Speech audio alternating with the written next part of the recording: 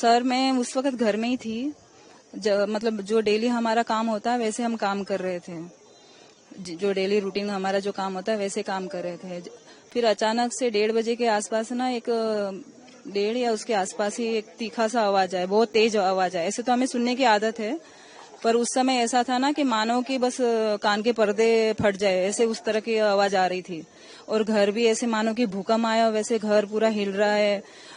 खिड़कियां हिल रही है, दरवाजे हिल रहे, टेबल वेबल, हम खाने बैठे थे, वो टेबल भी ऐसे ऐसे ऐसे वाइब्रेंट हो रहा था। और उसी के साथ बॉम्ब ब्लास्ट जैसे होता है ना, वैसे बहुत जोरों की आवाज आए, मानो के कान के पर्दे फट जाए, इतना तीखा तेज आवाज आया। फिर हम लोग बाहर चले गए, सब लोग अपना अपना गैस ऑफ करके बाहर निकल गए।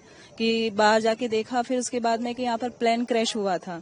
पहले तो कुछ समझ में नहीं आया कि मतलब कि ये मतलब फ्लाइट है, पैसेंजर है, या फिर आतंकवादियों ने हमला किया, क्योंकि अभी बीच में भी ये पाकिस्तानियों का वॉर चल ही रहा था, भारत पाक का।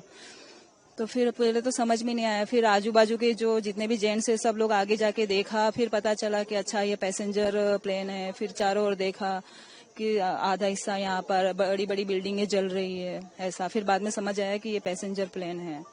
और पूरे आकाश, पूरा मेघाणी नगर काले काले धुआं से भरा हुआ था, ऊंची ऊंची आग की लपटें उठ रही थी।